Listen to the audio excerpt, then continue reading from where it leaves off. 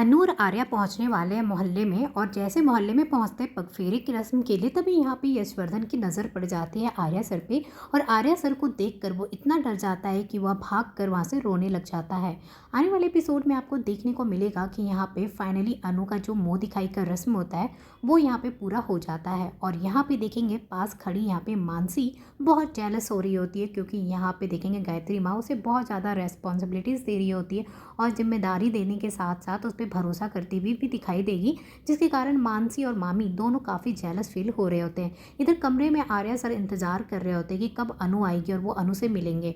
थोड़ी सी भी दूरी यहाँ आर्या सर को अब बर्दाश्त नहीं हो पा रही है अनु से, और देखेंगे कि वेट कर रहे हैं कि कब अनु आएगी, कब मैं उससे बातें करूँगा। और यहाँ देखेंगे कि जैसे ही मुँह दिखाई की रस्म खत्म होती है तो गायत्री माँ कहती है अनु से कि ठीक है अनु, अब तुम जाओ पगफेरे की रस्म के लिए निकल जाओ, तुम और आर्या जल्दी से तैयार होकर निकल जाना। तभी देखेंगे अनु कमरे में जाती है तो आर्या सर पहले अनु से यहाँ पे बातें करते हैं और दोनों के बीच में थोड़ी बातें यहाँ पे दिखाई जाएगी। उसके बाद देखेंगे कि यहाँ पे अनु और आर्या दोनों रेडी होकर पगफेरे की रस्म के लिए निकल चुके हैं। यहाँ पे देखेंगे रस्म के लिए जब जाते हैं तो आर्या सर उधर कहते हैं कि ठीक है अनु तुम जाओ, मैं 1 मिनट में आता हूँ।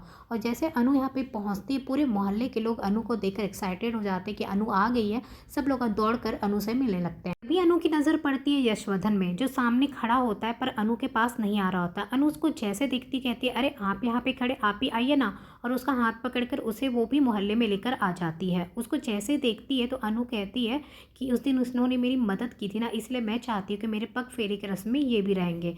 तभी यहाँ पे आर्या सर भी वहाँ पहुँच जाते हैं। जैसे पहुँचते देखते हैं अनु जो है एक लड़के के साथ आ रही है, और उस लड़के को देखकर आर्या सर शॉक्ड हो जाते हैं, क्योंकि वे वही लड़का होता है जो उस दिन अनु को चोर से बचाया था।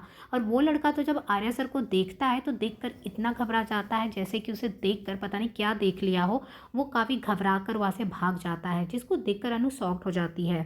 अनु को लगता है ये ऐसे डर कर क्यों भाग गया, आखिरकार इसे ऐसा क्या देख लिया यहाँ पे जो इतना डर गया। तो यहाँ पे आर्या सर कहती है ये वही लड़का ना जो उस दिन तुम्हें चोर से बचाया था, तो फिर आज ये ऐसे डर कर क्यों भाग गया। तो अनु बोलती मुझे भी समझ में नहीं आ रहा वो ऐसे डर कर क्यों भाग गया। अब यहाँ देखेंगे वो डर कर भागते हुए जाता है सिद्धि माता के पास। सिद्धि माता के पास जाता है और काफ़ी घबराते हुए आता है और बोलता है सिद्धि माता वो कौन था जिसे देखकर मुझे इतना डर लग गया, सिद्धि माता मुझे बताइए ना मैं कौन हूँ, वो कौन था। तो यहाँ पे सिद्धि माता कहती बस बस अभी तुम वेट करो, समय आएगा तो तुम्हें सब पता चल जाएगा कि तुम कौन हो, तुम कौन हो, वो कौन हो, तुम्हें सब कुछ पता चल जाएगा, इसलिए बस थोड़ा इंतज़ार करो, समय बस आने वाला है। यहाँ पे देखेंगे जब अनु और आर्या का रिसेप्शन होगा उस दिन सिद्धि माता उसे वहाँ जाने के लिए कहेगी और ये भी बोलेगी कि तुम्हारा असली पहचान क्या है, तुम कौन हो और उस फैमिली से तुम्हारा क्या कनेक्शन है। तब वो बताएगी कि गायत्री माँ जो है वो तुम्हारी अपनी माँ है और तुम जो हो राजनंदिनी के भाई थे। यहाँ पे अनु ने सपने में भी देखा था एक लड़के को जो ब्रासलेट पहना था, ऐसा ही जैसे यशवर्धन पहनता है, वो जो लड़का होता है वो राजनंदिनी का भाई होता है। और उसने आखिरकार ऐसा क्या देखा था जिसको देखकर उसे आर्या सर को देखकर इतना डर लगता है।